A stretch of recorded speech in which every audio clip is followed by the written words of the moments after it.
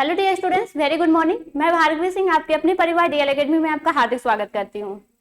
जैसा कि आज हमारा जो क्लास है वो पहला क्लास है। पहला चैप्टर हम पढ़ने वाले हैं अरिथमेटिकल प्रोग्रेशन, जिसे हम लोग हिंदी में समांतर श्रेणी कहते हैं और शॉर्ट में हम इसे एपी के नाम से जानते हैं। इसकी पिछली क्लास में जो हमने पढ़ा अप्लाइड मैथमेटिक्स का इंट्रोडक्शन देखा, मीन सिलेबस के बारे में हमने वहां पे डिस्कशन किया था कि सिलेबस में कौन कौन से चैप्टर्स है, कौन से चैप्टर से कितने मार्क्स के क्वेश्चन पूछे जाते हैं और पिछले कई सालों से किस चैप्टर से अधिक क्वेश्चन पूछे गए हैं। ये सब चीजों के बारे में हमने वहां पे देख लिया है। ठीक है, तो आज जो हम चैप्टर से स्टार्ट करने जा रहे हैं वो यूनिट फर्स्ट यानी अलजेब्रा फर्स्ट का हमारा पहला चैप्टर है, वो है अरिथमेटिकल प्रोग्रेशन। देखो, आप जिस भी ब्रांच के स्टूडेंट हो, चाहे इलेक्ट्रिकल, सिविल, मैकेनिकल, जिस भी ब्रांच के हो, आपके जो भी सब्जेक्ट हैं उन सब्जेक्ट के कंपैरिजन में आप इस सब्जेक्ट को देखो, अप्लाइड मैथमेटिक्स फर्स्ट को, तो इसमें आपको 50 में 50 मार्क्स मिलने की संभावना रहती है। ठीक है, 50 में 50 नंबर आप इस सब्जेक्ट में ला सकते हो, क्योंकि ये सब्जेक्ट जो है अदर सब्जेक्ट के अकॉर्डिंग बहुत ही इंटरेस्टिंग सब्जेक्ट है, क्योंकि इसमें 98% चीजें जो होती हैं वो याद करने वाली नहीं होती है। ठीक है, तो ये चीजें हमारे इस मैथ के सब्जेक्ट को इंटरेस्टिंग बनाती है। तो मेरा जो मेन मोटिव है, जिसके लिए मैं आपके लिए यहाँ पे इस प्लेटफॉर्म पे खड़ी हुई हूँ, सिर्फ आपका बेसिक मजबूत कराने के लिए कि जितना हो सके आपका बेस मजबूत रहे, आपके कॉन्सेप्ट क्लियर हो। ठीक है, और आप लोग बिल्कुल ये चिंता मत कीजिएगा कि हमें बेसिक कैसे हम पढ़ें और क्वेश्चन को कैसे सॉल्व करें, क्योंकि जो भी हम पढ़ाएंगे वो स्टार्टिंग से एंड तक यानी फर्स्ट चैप्टर से लास्ट चैप्टर तक वो बिल्कुल जीरो लेवल से स्टार्ट करने वाले हैं। ठीक है, तो इसका तो चिंता मत कीजिए कि क्वेश्चंस कैसे लगेंगे, एक्सरसाइज में हम कब तक पहुंचेंगे, क्योंकि जब हमारा बेस क्लियर रहेगा, कॉन्सेप्ट क्लियर रहेगा, तो हम क्वेश्चंस को बहुत ही आसानी से कर ले जाएंगे। ठीक है, आज हम अपना फर्स्ट चैप्टर स्टार्ट करते हैं, जो कि है अरिथमेटिकल प्रोग्रेशन, जिसे हिंदी में समांतर श्रेणी कहते हैं और शॉर्ट में हम उसे एपी के नाम से जानते हैं। ठीक है, अब देखो समांतर श्रेणी हम क्यों पढ़ते हैं, ठीक है, हर चैप्टर्स का यूज क्यों होता है। देखो, लाइफ में जब हम देखते हैं अपने रियल लाइफ में, तो हमें चार चीजें ही देखने को मिलती हैं। एक होता है जोड़ना, घटाना और गुणा भाग। ठीक है, ये चीजें ही हमें देखने को मिलती हैं, चार चीजें। तो हम क्यों ये समांतर श्रेणी पढ़ते हैं, अदर कोई भी चैप्टर्स पढ़ते हैं, गुणोत्तर श्रेणी, द्विपद प्रमेय, अवकलन, ये सब क्यों पढ़ते हैं। ठीक है, इनका क्या यूज है जब हमें ये चार चीजें ही देखने को मिलती हैं लाइफ में और इन चार चीजों का ही यूज करना पड़ता है। देखो, मैं एक एग्जाम्पल 2 मिनट लेना चाहती हूँ, एक एग्जाम्पल देना चाहती हूँ जिससे आप लोगों को इस चैप्टर्स को पढ़ने में बहुत ही मजा आए। ठीक है, समझ में आए कि क्यों फार्मूले बनाए गए हर चैप्टर से, क्या यूज होता है इन सब चीजों को। देखो, रियल लाइफ तो यही चार चीजें यूज होती हैं, लेकिन जब ये चीजें बहुत बड़े रूप में हो जाती हैं, यानी इनके क्वेश्चंस बहुत बड़े हो जाते हैं, यानी जोड़ना, घटाना, गुणा, भागा, ये बहुत बड़े बड़े होते हैं जिनको करने में हमें बहुत टाइम लगते हैं। तो इन सब चैप्टर्स में जो हम फार्मूले पढ़ते हैं, जो चैप्टर्स पढ़ते हैं, उनके अकॉर्डिंग हम क्या करते हैं, उन सब क्वेश्चंस को बहुत ही शॉर्ट में यानी आसान तरीके से छोटे में बहुत ही जल्दी सॉल्व कर लेते हैं। ठीक है, तो मैं एक एग्जांपल देना चाहती हूँ। सपोज दैट मेरी सैलरी जो है वो 2000 प्रति महीने मेरी सैलरी है। मेरे बॉस ने बोला कि मेरे सैलरी में हर महीने 500 रुपए ऐड किए जाएंगे। ठीक है, मैं बहुत खुश हुई। मैं घर गई, अपनी छोटी बहन से बोली कि ऐसी ऐसी बात है। ठीक है, मेरे बॉस ने बोला हर महीने 500 रुपए बढ़ा दिए जाएंगे। ठीक है, तो उसने बोला ठीक है पहली सैलरी मुझे दे दो। तो मैंने बोला नहीं, जब मेरी सैलरी 10,000 रुपए हो जाएगी तो मैं अपनी सैलरी पूरी 10,000 तुमको दे दूंगी। अब मुझे भी आइडिया नहीं है, ना तो उससे आइडिया है कि मेरी सैलरी कब तक, कितने महीने में 10,000 हो जाएगी। ठीक है, तो उसने क्या काम किया, उसने पहले महीने की सैलरी देखी, फिर उसने दूसरे महीने की सैलरी निकाली, क्योंकि दूसरे महीने में मेरा 500 रुपया ऐड हुआ है, तो हम जो दूसरे महीने में मुझे सैलरी मिलेगी वो 2500 रुपए मिलेगी। ठीक है, तीसरे महीने में जो सैलरी मिलेगी वो 3000 रुपए मिलेगी, क्योंकि 2500 में भी 500 ऐड होगा तो वो 3000 होगा। ठीक है, ऐसे ही वो ऐड करते चले गए और काफी लंबे प्रोसेस में उसको पता चला कि कितने महीने में मेरी सैलरी 10,000 रुपए होगी। ठीक है, लेकिन वही एक तरफ मैथ थी जिसे मुझे एक मेथड पता था। ठीक है, कि मुझे किस तरह क्वेश्चंस को सॉल्व करना है, मैं कैसे बहुत जल्दी और बहुत आसानी से बता सकूं कि मुझे जो मेरी सैलरी 10,000 है वो कितने महीने में मिलेगी। ठीक है, देखो मैंने क्या काम किया, मुझे अपनी सैलरी 10,000 पता करनी है कि कितने महीने में मिलेगी। तो मैंने कुछ इस तरह इस क्वेश्चंस को सॉल्व किया। 2000 मेरी प्रति महीने की सैलरी है प्लस n-1 इंटू डी। ये मैं बताऊंगी ये चीज कहाँ से आया, ये मेरा मेथड है, ये मेथड मेरा कहाँ से आया ये चीज भी मैं बताऊंगी। ठीक है, यहाँ पे मैंने इक्वल के इस इक्वेशन को सॉल्व करने के लिए ये कितने महीने में मेरी सैलरी 10,000 रुपए होगी, इसके लिए मैंने कुछ इस तरह यूज किया, ये अलग है। ठीक है, अब मैंने क्या किया, जो चीज को हमें पता करना होता है या जिस चीज को हमें निकालना होता है उसे इक्वेशन में हम लेफ्ट साइड में रखते हैं। ठीक है, तो हम सपोज इस पूरे राइट साइड वाले को लेफ्ट साइड में लाते हैं, तो हमारा यहाँ पे हो जाएगा n-1 इंटू 500। इसको मैं इरेज कर देती हूँ नीचे वाले को। ठीक है, अब देखो 500 प्लस 2000, क्योंकि मैं राइट साइड वाले को लेफ्ट साइड में ला दी हूं, इक्वल टू 10,000 यानी 10,000 रुपए। ठीक है,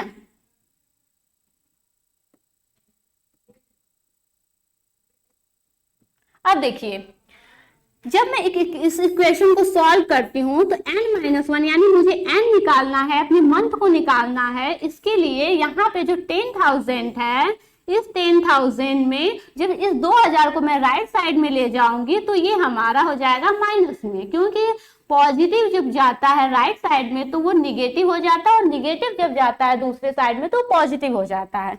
और यहाँ पे ये मल्टीप्लाई 500 है। ठीक है, अब देखो जब हम n-1 मल्टीप्लाई 500 यानी जब गुणा 500 इक्वल टू, जब हम 2,000 10,000 में से निकालते हैं तो ये हमारे 8,000 आता है। ठीक है, अब हम यहाँ से n की वैल्यू निकालते हैं। ठीक है, n-1 इक्वल टू, अब हमारा यहाँ पे हो जाएगा 8,000, और जब गुणा दूसरी साइड में जाता है राइट साइड में तो वो हमारे भाग में बदल जाता है, यानी 500 रुपए हो गया। ठीक है, ये 00 से 00 कैंसिल, n-1 इक्वल टू मेरा 16 आ गया। ठीक है, 16 5 80। अब n इक्वल टू यहाँ पे हो जाएगा 16 प्लस 1, n बराबर 17। मीन्स ये n जो है वो मेरा मंथ है। ठीक है, मीन्स मेरी जो सैलरी 10,000 रुपए होगी वो मेरे 17 महीने में मिलेगी। ठीक है, 17 महीने जब मेरे जॉब करते करते हो जाएगा तो जाके मेरी सैलरी वहां पे 10,000 रुपए होगी। ठीक है, लेकिन उसने क्या काम किया, उसने 2,000 प्लस 500 2500 प्लस 3,000 ऐसे वो जोड़ती गई, कब मेरी सैलरी 10,000 हो रही है। लेकिन मैंने एक शॉर्ट तरीके से यहाँ पे 17 अपने क्वेश्चंस को जल्दी से सॉल्व कर दिया। ठीक है, मैंने आपको समझाने के लिए इतना लंबा प्रोसेस किया है, मैं डायरेक्ट गुणा भागा भी कर सकती थी। ठीक है, अब मैं आती हूँ ये समझाने का मेरा मेन मोटिव क्या था। ठीक है, मैंने ये मेथड लाया, वो मेथड कहाँ से लाया, इसके लिए एक फार्मूला बनाया गया। ये एक फार्मूला है जो कि समांतर श्रेणी का फार्मूला है। ठीक है, इसीलिए इस फार्मूले को पढ़ने के लिए, इसका यूज जानने के लिए हम समांतर श्रेणी को पढ़ते हैं। ठीक है, तो अब हम आते हैं अपने चैप्टर्स पे। ठीक है, इसको इरेज कर देते हैं, इसको मैंने बस समझाने के लिए यहाँ पे रखा था। अब देखो समांतर श्रेणी जो होती है उसको पढ़ने से पहले हमें कुछ डिफिनेशंस को जानना पड़ता है, यानी समांतर श्रेणी को पढ़ने से पहले कुछ चीजों को जानना बहुत जरूरी होता है, जिसमें पहला हमारा आता है अनुक्रम। अनुक्रम क्या होता है, जिसे हम लोग इंग्लिश में सीक्वेंस के नाम से जानते हैं। ठीक है, संख्याओं का वह समूह जिसे एक निश्चित क्रम में सजाया गया हो तथा जो एक निश्चित गणितीय नियम का पालन करता हो, एक अनुक्रम कहलाता है। स्क्रीन पे लिखा हुआ है, और जितने भी स्टूडेंट्स देख रहे हैं वीडियो को वो एक कॉपी लेके, कॉपी पेन लेके बैठ जाएं। जो भी क्वेश्चंस पढ़ाया जाएगा, जो भी मेथड बताए जाएंगे, जो डिफिनेशन है, उसको एक कॉपी पे आप लोग नोट करते हुए चलेंगे साथ में। ठीक है, देखिए अनुक्रम का मैं एक एग्जाम्पल देके आपको समझाना चाहती हूँ। मैंने 1 2 3 4 5 6 मैंने कुछ ऐसे संख्याएं लिखी। ठीक है, संख्याओं का एक ग्रुप लिखा। ठीक है, इन संख्याओं को मैं ऐसे ही आगे बढ़ाती चली गई। ठीक है, अब मुझसे कोई पूछे कि इस 6 के बाद कौन सी संख्या आएगी, तो मैं बता सकती हूँ कि 6 के बाद 7 आएगा। क्यों? क्योंकि ये जो संख्याएं हैं वो प्राकृतिक संख्याएं हैं, और प्राकृतिक संख्याओं का ग्रुप ही आगे बढ़ता हुआ जा रहा है। तो यहाँ पे कहने का मीन्स हुआ संख्याओं का वह समूह जो एक निश्चित क्रम में हो तथा जो एक निश्चित गणितीय नियम का पालन करता हो। ये हमारी जितनी है वो प्राकृतिक संख्याएं हैं। मीन्स अगर इसके आगे की संख्या हमें पूछे जाए तो हम बता सकते हैं कि 7 के बाद जो संख्या आएगी वो हमारी 8 होगी। ठीक है, तो ये हमारी प्राकृतिक संख्या है, तो ये हमारा प्राकृतिक संख्या का एक सीक्वेंस हुआ, ठीक है। लेकिन यहीं पे यदि हम 1 2 5 4 3 7 कुछ इस तरह लिखिए, तो क्या आप आगे बता सकते हो कि इसके आगे कौन सी संख्या आएगी? नहीं बता सकते, क्योंकि इस एक सीक्वेंस में नहीं है, किसी गणित के रूल को फॉलो नहीं कर रहा है, तो हम नहीं बता सकते कि इसके आगे कौन सी संख्या आने वाली है, ठीक है। तो ये हमारे कुछ सीक्वेंस होते हैं। अब सीक्वेंस में एक इवेन, अगर इवेन नंबर के सीक्वेंस को देखा जाए तो वो कुछ इस तरह होंगे 2 4 6 8, ये हमारी सम संख्याएं होती हैं। अगर इसके आगे की संख्या पूछी जाए तो हम बता सकते हैं कि 8 के बाद जो संख्या आएगी वो 10 होगा। क्यों? क्योंकि ये जो सीक्वेंस आगे बढ़ रहा है वो एक इवन नंबर का सीक्वेंस है, यानी सम संख्याओं का सीक्वेंस है जो हमारे एक निश्चित क्रम में आगे बढ़ता हुआ जा रहा है, ठीक है। तो इसी तरह हम ऑड नंबर का सीक्वेंस देखेंगे। ऑड नंबर के सीक्वेंस में हम देखते हैं 1 3 5 7। अब कोई बच्चा पूछे कि 7 के बाद कौन सी संख्या आएगी, तो आप बताओ कौन सी संख्या आएगी। तो 7 के बाद जो संख्या आएगी वो हमारी 9 आएगी, क्योंकि ये जो सीक्वेंस है वो इवन ऑड नंबर का सीक्वेंस है, यानी विषम संख्याएं हैं और ये एक निश्चित क्रम में आगे बढ़ते हुए जा रही है, ठीक है। तो ये हमारा जो हुआ वो सीक्वेंस हुआ। सीक्वेंस एक स्क्वायर के रूप में भी हो सकता है, या सीक्वेंस आप एक एग्जाम्पल और देखते हैं हम लोग। देखिए एक एग्जाम्पल हम 1 ले लेते हैं, 5 9 13, कुछ ऐसे आगे बढ़ते हुए संख्याएं जा रही हैं, ठीक है। अब देखो ये संख्याएं क्या एक सीक्वेंस है? बिल्कुल सीक्वेंस है, क्योंकि 1 में जब हम +4 ऐड कर रहे हैं तो हमारे 5 आ रहा है, और जब हम 5 में +4 ऐड कर रहे हैं तो हमारा 9 आ रहा है, जब 9 में हम +4 ऐड कर रहे हैं तो हमारा 13 आ रहा है। अब इसके आगे कौन सी संख्या आएगी? इसमें भी हम 4 ऐड करेंगे तो हमारी 17 आ जाएगी। तो ऐसे हमें पता चल जा रहा है कि जो सीक्वेंस होता है उसमें आगे की संख्याओं के बारे में हम बता सकते हैं कि आगे कौन सी संख्याएं आने वाली हैं, क्योंकि वो किसी न किसी तरह गणित के किसी न किसी नियम को फॉलो करते हुए आगे बढ़ती हैं, ठीक है। अब हम आते हैं अपने नेक्स्ट। देखिए सीक्वेंस जो होता है वो 2 प्रकार का होता है, एक फाइनाइट सीक्वेंस होता है और एक इनफाइनाइट सीक्वेंस होता है। फाइनाइट सीक्वेंस का मतलब होता है परिमित अनुक्रम, और इनफाइनाइट सीक्वेंस का मतलब होता है अपरिमित अनुक्रम, ठीक है। 1 मिनट में पानी पी लेती हूँ।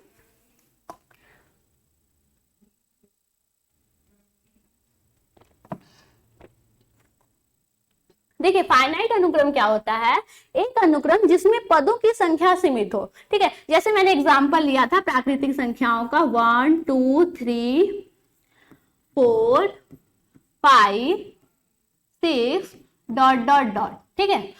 आगे मैंने लिख दिया 10, मीन्स एक ऐसा सीक्वेंस जिसमें पदों की संख्या सीमित हो, यानी कि हमें लास्ट टर्म्स पता है कि इसमें कौन से लास्ट पद में कौन सी संख्या आ रही है। तो ऐसा सीक्वेंस जिसमें लास्ट की संख्या पता हो, जिसे हम गिन सकें, ऐसा सीक्वेंस हमारा फाइनाइट सीक्वेंस कहलाता है, ठीक है। इसमें पदों की गिनती की जा सकती है। दूसरा हमारा आता है जो वो अपरिमित अनुक्रम आता है, यानी इनफाइनाइट सीक्वेंस आता है, जिसमें अनुक्रम जिसमें पदों की संख्या अपरिमित हो। जैसे मैंने ले लिया 2 4 6 8 ...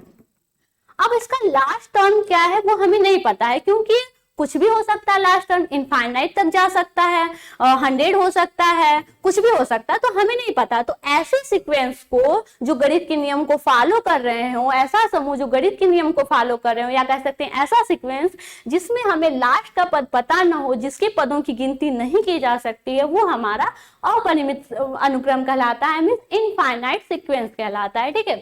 देखो अब हम अपने आते हैं नेक्स्ट पे, समांतर श्रेणी। समांतर श्रेणी को पढ़ने से पहले मैं बता देना चाहती हूँ, एक श्रेणी होता है, ठीक है। ऐसा श्रेणी क्या होता है जिसे हम लोग हिंदी में श्रेणी, जिसे हम लोग इंग्लिश में सीरीज कहते हैं, ठीक है। सीरीज क्या होता है? ये एक ऐसा अनुक्रम होता है, देखो अनुक्रम जो हमारा हुआ 1 2 3 4 ...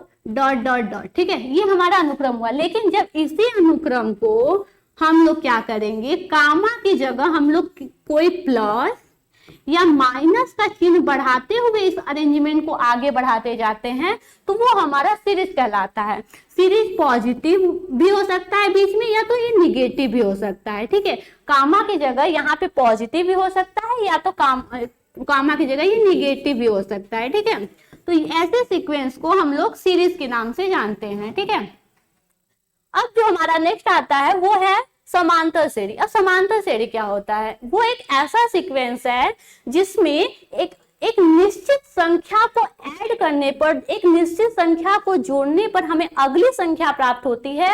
ऐसा सीक्वेंस हमारा समांतर श्रेणी कहलाता है। देखो सिंपल से मैंने एक फिगर लिया हुआ है। ठीक है, एक फिगर के अकॉर्डिंग आपको समझाना चाहती हूँ।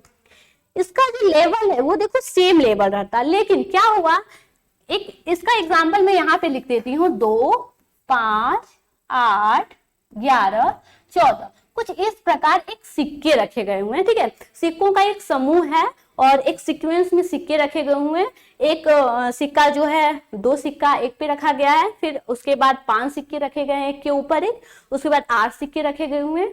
ठीक है, अगर मुझसे कोई पूछे 14 के बाद, ये देखो हर सीक्वेंस में पहला पद, हर सीक्वेंस में जो टर्म्स आता है ये इसको पहला पद हम लोग कहते हैं। ठीक है, पहला पद, इसको हम लोग दूसरा पद कहते हैं, यानी सेकेंड टर्म कहते हैं।